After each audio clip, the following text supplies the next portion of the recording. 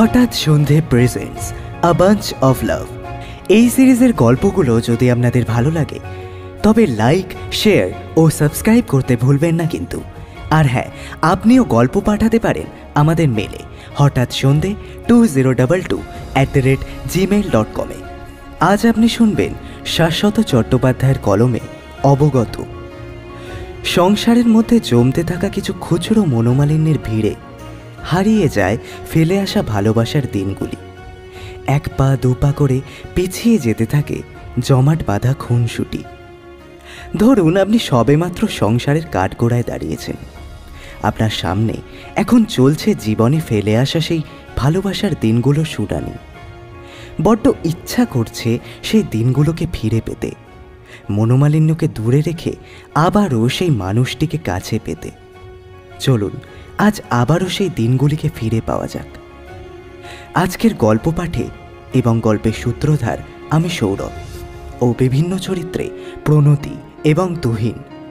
শুরু হচ্ছে আজকের নিবেদন শাশ্বত চট্টোপাধ্যায়ের কলমে অবগত।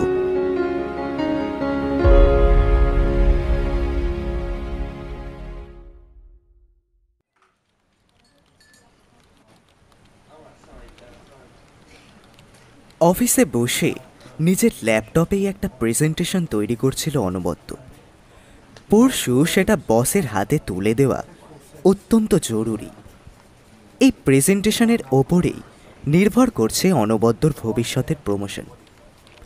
এমনিতেই পাহাড় প্রমাণ কাজের চাপ, তার উপর সকাল থেকেই অনবদ্যর মেজাজটা একেবারে খিজড়ে আছে। আর খিজড়ে যাবে নাই বা কেন? ইদানিং বেশ কয়েকদিন ধরে পরিক্রমার সাথে তার মনোমালিন্য যে একটানা লেগেই আছে। পরিক্রমা অনবদ্যর স্ত্রী। বছরখানেক হলো তারা দুজনেই সাত পাকে বাঁধা পড়েছে। ইদানিং পরিক্রমার সাথে একটা সন্দেহবাতিক জন্মেছে অনবদ্যর ওপর। অনবদ্যর কাজের ব্যস্ততা যে পরিক্রমা একটুও সময় পায় না ওর সাথে কথা বলার, তাই সন্দেহটা যেন আরও বেড়েছে। এর সাথে সাথে উঠেছে অনবদ্যর দিকে তার অভিযোগের আঙুল, পরিক্রমাকে সময় না দেওয়ার অভিযোগ। পরিক্রমা নিজে একজন কোম্পানির এমডি হয়েও যে কী করে এ ধরনের অভিযোগগুলোকে আনে তা কেবল স্বয়ং ঈশ্বরই জানে। অনেক সময় ওর ক্ষেত্রেও তো ঠিক অনবদ্যর মতোই অবস্থা হয়েছে। কই তখন তো অনবদ্য এই ধরনের প্রশ্নগুলো ওর সম্মুখে হাজির করেনি। মনে তো সন্দেহের চাককে কোনোদিনই বাসা বাঁধতে দেয়নি। আজকাল অফিসের চাপ এতই বেশি যে মাঝে মধ্যেই অফিসের কাজ বাড়িতে বসেও কাজ রেডি করে রাখতে হয়। কাজের ক্ষেত্রে মনোসংযোগ যাতে বৃত্ত বহির্ভূত না হয় সেজন্য আলাদা ঘরে বসে দরজা বন্ধ করে সে কাজ করছে এই কয়েকদিন যাবৎ। আর সেটাই পরিক্রমাকে জুগিয়েছে সন্দেহ করার রসদ। আর বেশি দিন এরকম চলতে থাকলে তাদের দুজনের সম্পর্কের খুঁটি দাম্পত্য কলহের ঝড়ে বোধহয় উবড়ে যেতে বসবে। মনের মধ্যে জমতে থাকা এই সমস্যার কথা অনবদ্য তার অফিসের এক কলিগ তথা বন্ধুকে জানাতে অগত্যা সে পরামর্শ দিল কোনো এক নিরিবিলি জায়গায় দুজনে কিছুটা সময় কাটাতে, মনের সমস্ত কথা খোলাখুলি বলতে। তাহলে হয়তো এই সমস্যার অনেকটা সমাধান হবে। অনবদ্য স্থির করল আজই অফিস থেকে কিছুটা দূরে একটা পার্কে পরিক্রমাকে ডেকে নেবে। তারপর দুজনে একসাথে অনেকটা সময় কাটাবে। সময় কাটানোর সঙ্গে দূরীকরণ করা সম্ভব হবে মনের ভুলভ্রান্তি। অফিস থেকে একটু তাড়াতাড়ি বেরিয়ে পড়ল অনবদ্য। পরিক্রমাকে সে ফোন করে ইতিমধ্যে জানিয়ে দিয়েছে পার্কে আসার কথা। অফিস থেকে বেরিয়ে রাস্তায় পদক্ষেপ রাখা মাত্রই শুরু হলো ঝিরঝির বৃষ্টি। হোক বৃষ্টি, পরিক্রমার মনে যাবতীয় সন্দেহ এবং ভুলভ্রান্তির দূরীকরণের প্রচেষ্টার কাছে বৃষ্টি নেহাতি নগণ্য। আজ দুজনের দাম্পত্য তথা সাংসারিক জীবনের শান্তি আনায়নের ক্ষেত্রে অনবদ্য যে পরিকল্পনাগুলি স্থির করেছে, এই ঝিরঝিরে বৃষ্টি তার কিছুতেই ব্যাঘাত ঘটাতে পারে না। আজ সে এই গৃহযুদ্ধের শেষ দেখেই ছাড়বে। পরস্পরের মধ্যে আলাপ আলোচনার মাধ্যমে এই সাংসারিক অশান্তির অবসান সে করবেই। কথাগুলো ভেবে অনবদ্যর উচাটন মনের কিছুটা হলেও স্বস্তি প্রাপ্তি ঘটল। কাঁধের সাইড ব্যাগ থেকে একটা ছাতা বার করে সেটা মাথায় মেলে ধরে তাড়াতাড়ি পা চালাতে থাকে অনবদ্য। আজকাল বৃষ্টির কোনো নিজস্ব মরশুম নেই, যখন তখন বৃষ্টি আসে, তাই সবসময় ব্যাগে একটা ছাতা ক্যারি করে অনবদ্য। সত্যি এই কদিনের জীবন কেমন যেন বিষণ্ণতায় ভরে গেছে। বিবাহিত জীবনটা কেমন যেন শিথিল হয়ে গেছে। কথাটা ভাবলেই মনটা বিমর্ষ হয়ে পড়ে। পুরনো দিনের স্মৃতি রোমন্থন করতে থাকে সে। কেমন যেন স্বপ্নের মতো এসেছিল পরিক্রমার সঙ্গে অনবদ্যর প্রথম দেখার দিনটি। বসন্তের মিঠে বাতাস মনের গভীরে যেমন ঢেলে দেয় ভরপুর আমেজ, অনবদ্যর জীবনে পরিক্রমার আগমনও ঠিক তেমনি অনুভূতির বিস্তার ঘটিয়েছিল। পরিক্রমার আগে Hollywood actress the evergreen beautiful Kate Elizabeth উইন্সলেটের প্রেমে পড়েছিল অনবদ্য। তার সবকটা সিনেমাই অনবদ্য এতবার দেখেছে যে সিনেমাগুলো শুরু হওয়ার আগেই সে প্রতিটা লাইন গড়গড় করে বলে যেতে পারে। আইরিন অ্যাডলার যেমন শার্লক হোমসের মনের মণিকোঠায় দ্য লেডি হিসাবে স্থান পেয়েছে, ঠিক তেমনই এই অভিনেত্রীও অনবদ্যর চোখে দ্য লেডি। এক কথায় he was just mad about her. Kate উইন্সলেটের প্রত্যেকটা ছবি নিউজ পেপার থেকে পেপার কাটিং করে অনবদ্য ঢুকিয়ে রাখত তার পড়াশোনার বইয়ের মধ্যে। প্রতিবারই যখন হলে কেটের নতুন সিনেমা রিলিজ করত, অনবদ্য দৌড় লাগাত। সেবারও কেট উইন্সলেটের সিনেমা দেখতে গিয়েই আলাপ হয় অনবদ্যর সাথে পরিক্রমার। অনবদ্যর কাছে টিকিটের দামের টাকা কম পড়েছিল এবং সেই টাকাটা পরিক্রমায় মিটিয়ে দিয়েছিল।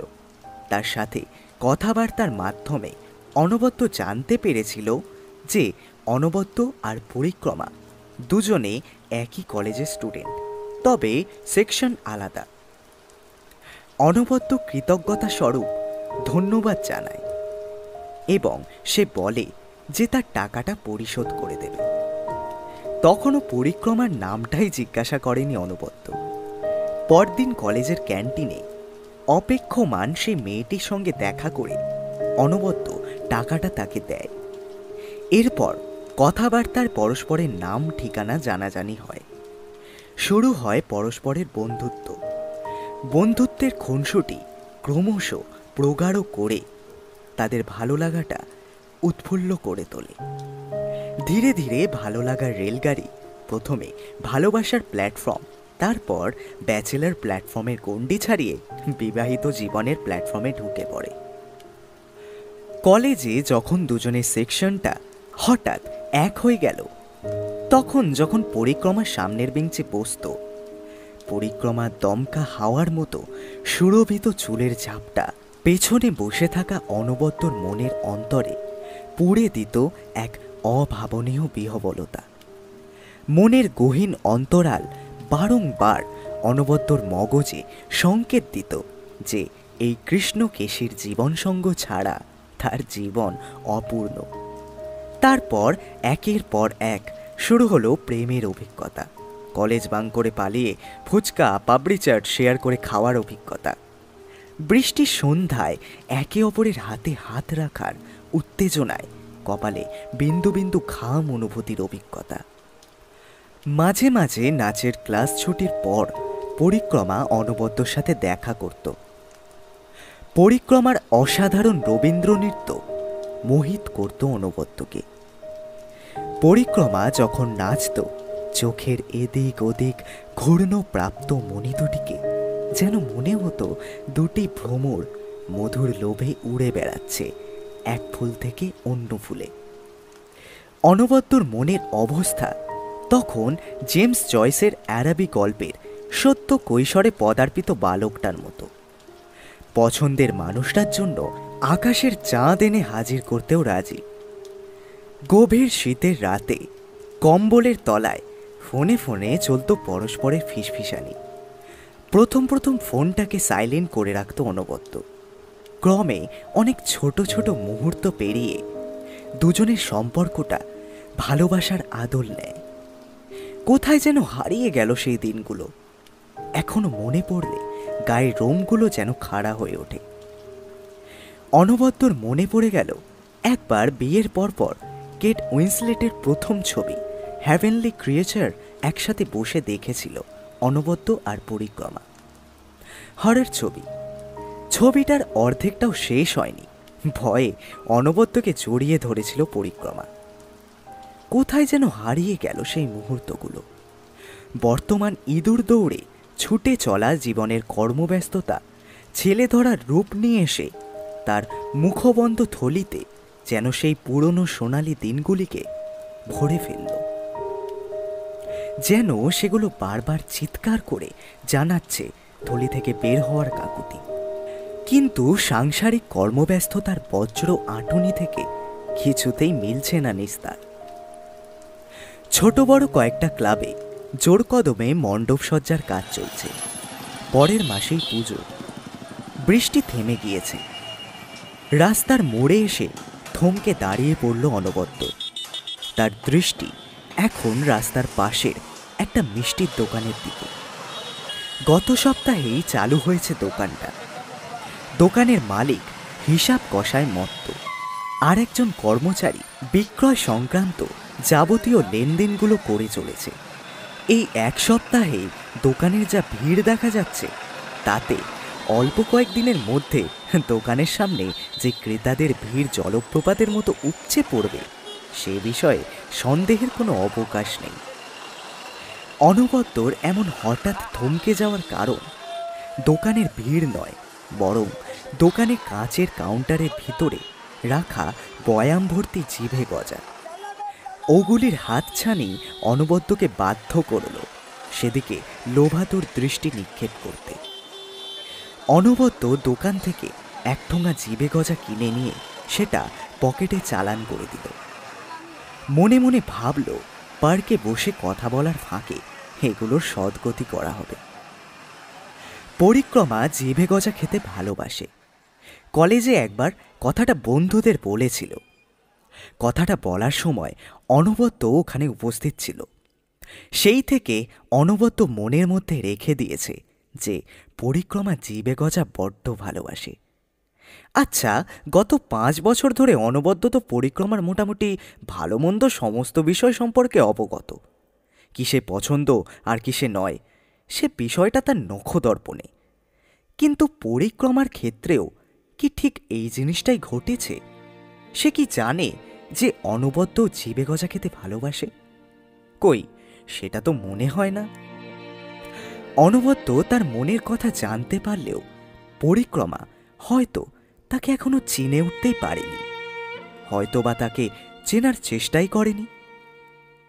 এই সব ভাবনায় ডুবে গিয়ে আবার হাঁটা লাগায় অনবদ্য। মিনিট কয়েকের মধ্যেই পার্কে এসে পৌঁছায় অনবদ্য। পার্কের খোলা কালো রঙের লোহার গেটের ফাঁক দিয়ে পড়ন্ত বিকেলের ঝাঁঝা রোদ পার্কের পিচঢালা রাস্তার ওপর সোনালি কার্পেট বিছিয়ে দিয়েছে।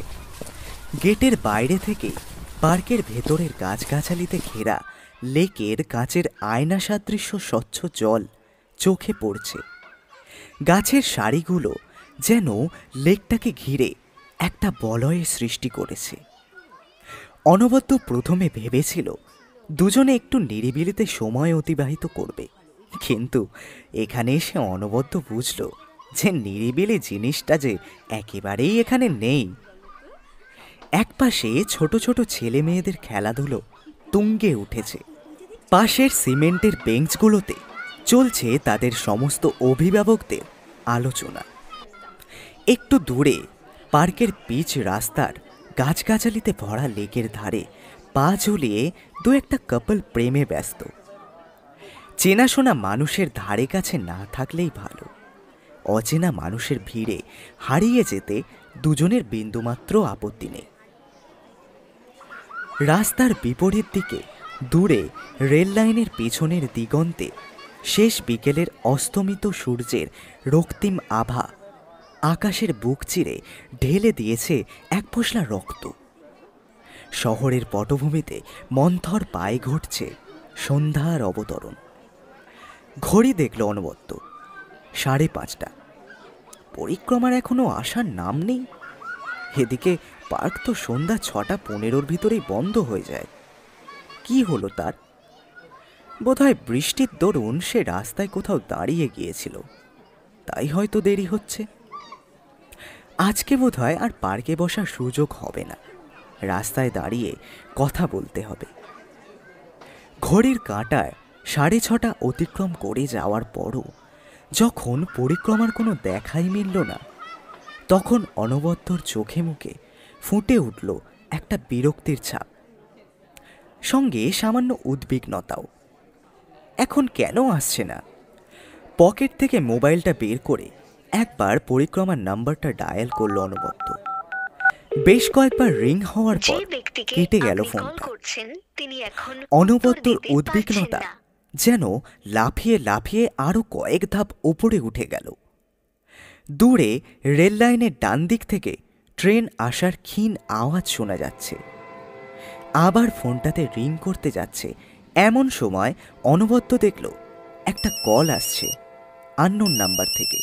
ফোনটা রিসিভ করে কানে চেপে হ্যালো বলতেই ওপাশ থেকে ভেসে এলো একটা পুরুষ কণ্ঠস্বর। হ্যালো অনবদ্য, আমি রমেশ দা বলছি রে। রমেশ দা, পাড়ার ক্লাবের গেম সেক্রেটারি রমেশ দা। রমেশ দা হঠাৎ এখন ফোন করলো কেন? কোনো কিছু ভেবে ওঠার আগেই ফোনের ওপাশ থেকে রমেশ দা বলে উঠল, তোর বউয়ের রাস্তায় একটা অ্যাক্সিডেন্ট হয়েছে, পায়ে একটা ডিপলি ইনজুরি হয়েছে, তবে ফ্র্যাকচার হয়েছে কিনা সেটা বলা যাচ্ছে না। ওই পাড়ার কয়েকজন মহিলা তোর বউকে তোদের ফ্ল্যাটে পৌঁছে দিয়ে এসেছে। তুই যত তাড়াতাড়ি সম্ভব চলে আসার চেষ্টা কর, কেমন? ফোনটা কেটে দিয়ে অনবদ্য ব্যস্ত সমস্ত হয়ে উল্টো দিকের রাস্তা দিয়ে আসা একটা টোটোকে দাঁড় করিয়ে চটজলদি ভেতরে উঠে বসল। ততক্ষণে মালগাড়িটা সামনের রেল লাইন দিয়ে তীব্র শব্দে সন্ধ্যার নিস্তব্ধতা ফুঁড়ে বাঁ দিকে চলে যাচ্ছে।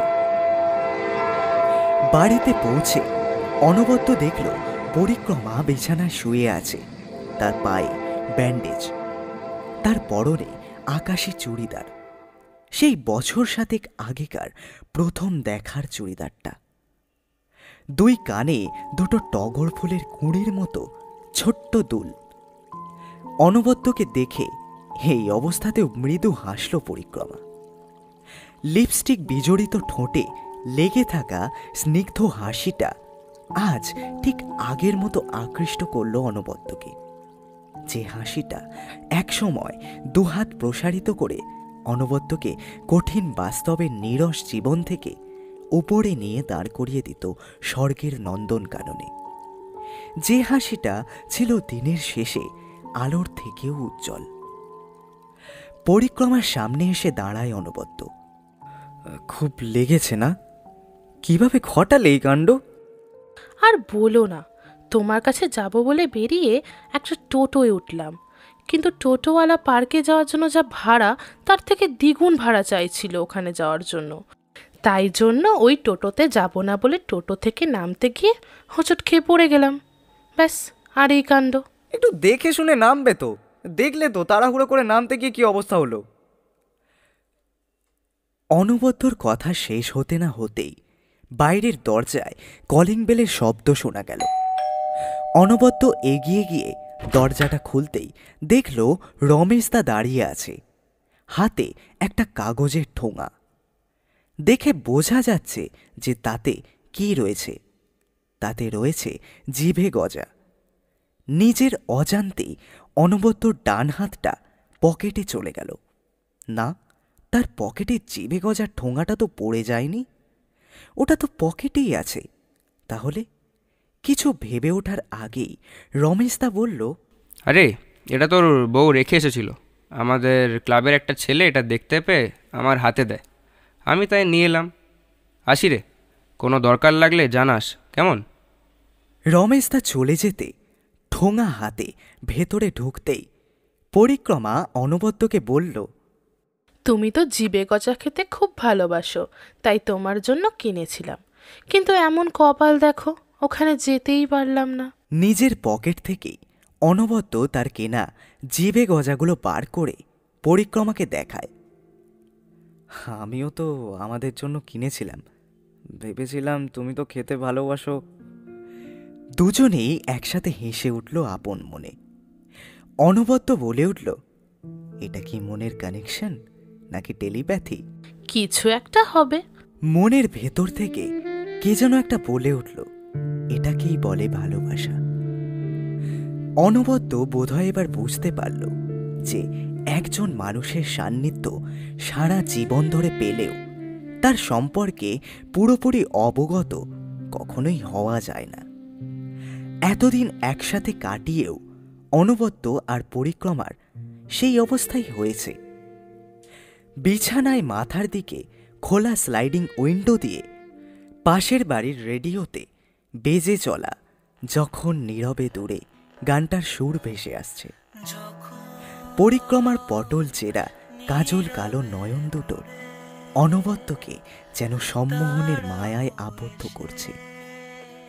অনবদ্য পরিক্রমার একদম কাছে গিয়ে বসল। তারপর একটি হাত দিয়ে পরিক্রমার কপালে ঝুঁকে পড়া চুলগুলোকে কানের দুপাশে সরিয়ে দিল। তারপর হাত দুটো পরিক্রমার গালের ওপর রাখতেই পরিক্রমার চোখ দুটো আপনা থেকেই বন্ধ হয়ে গেল। অনবদ্য তার ঠোঁট দুটো এগিয়ে নিয়ে গেল পরিক্রমার ঠোঁটের দিকে। ক্রমশ কমে এলো তাদের ঠোঁটদ্বয়ের মধ্যবর্তী ব্যবধান। তারপর দুটো ঠোঁট একসাথে বিলীন হয়ে গেল। পরিক্রমার দেহের শিরা উপশিরায় যেন সনসন করে বয়ে বেড়াচ্ছে বাঁধনহীন এক অনন্য শিহরণী স্রোত, যেন দামামা বাজছে তার বুকে। অনবদ্যরও একই অবস্থা। দুজনের সামনে এখন পরস্পরের দৈহিক স্পর্শের অনুভূতি ছাড়া গোটা জগৎটাই অস্তিত্ব শূন্য। এটা তাদের কাছে প্রথম নয়, এর আগেও অনেকবার হয়েছে, কিন্তু তবুও যেন দুজনের দেহ ও মনের সমান্তরাল উত্তেজনা থেকে নিজেকে দূরে সরিয়ে রাখতে অপারগ। রান্নাঘরে একটা বিড়ালের মিউ ডাকে দুজনেই ছিটকে সরে এলো দুপাশে। সরতে গিয়ে পায়ের ক্ষতস্থানটায় একটু ব্যথা পেল পরিক্রমা। কি হলো, লাগলো? তোমার এই কয়েকদিন বেসিক নেসেসিটিগুলো আর কোনো কাজ করতে হবে না, আমি ব্যথা কমানোর মেডিসিনগুলো নিয়ে আসি, কেমন? আর হ্যাঁ, রাতের রান্নাটা কিন্তু আমি করব, তোমাকে এই অবস্থায় রান্না করতে হবে না। তুমি করবে? পারো রান্না করতে? কেন ম্যাডাম, আপনাকে একবার খাওয়াইনি রান্না করে? ওফ, যা রান্না করেছিলে একেবারে নুনের বন্যা বইয়ে দিয়েছিলে। হ্যাঁ, সে তো হতেই পারে, তখন প্রথম, তাই হয়তো রান্নাগুলো তেমন ভালো হয়নি, কিন্তু এখন পারি। তাও তো সেবার যখন প্রথম রান্না করে তোমায় খাওয়ালাম, তুমি বললে খুব ভালো হয়েছে। পরে আমি নিজে টেস্ট করতে গিয়ে দেখলাম যে রান্নার ওই অবস্থা। এটাকেই তো বলে। থমকে যায় পরিক্রমা। কি বলে? অনবদ্যর কৌতূহলী জিজ্ঞাসা এসে পৌঁছায় তার কাছে। সব কথা কি মুখে বলতে হয়? তুমি বুঝে নাও। রেডিওতে এখন অন্য গান বাজছে, তেরে বিনা জিন্দেগি সে কই। খুব মিষ্টি গানের সুরটা, যেন সব তিক্ততা ঝেড়ে ফেলে দেয়। ঠিক যেমন অনবদ্য আর পরিক্রমার মধ্যবর্তী দূরত্বের ব্যবধানটা আচমকাই ঝরে গেছে। একটা সম্পর্কে মনোমালিন্য হতেই পারে, তা বলে কি ফেলে আসা সেই মিষ্টি মধুর দিনগুলি ফিরে পাওয়া যায় না? অতি অবশ্যই যায়, সেই দিনগুলিকে নতুন করে কাছে পাওয়া। আপনারা শুনছিলেন শাশ্বত চট্টোপাধ্যায়ের লেখা অবগত। গল্পটি যদি আপনাদের ভালো লেগে থাকে তবে লাইক, শেয়ার ও সাবস্ক্রাইব করতে ভুলবেন না। কমেন্ট বক্সটি রইল আপনার মূল্যবান মতামতের অপেক্ষায়। সঙ্গে থাকুন, ফিরছি আবারও এক রোমাঞ্চকর গল্প নিয়ে।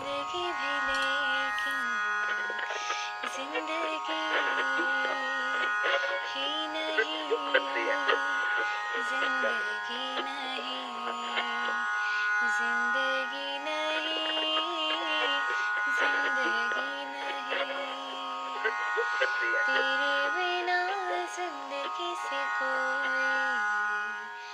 आशिक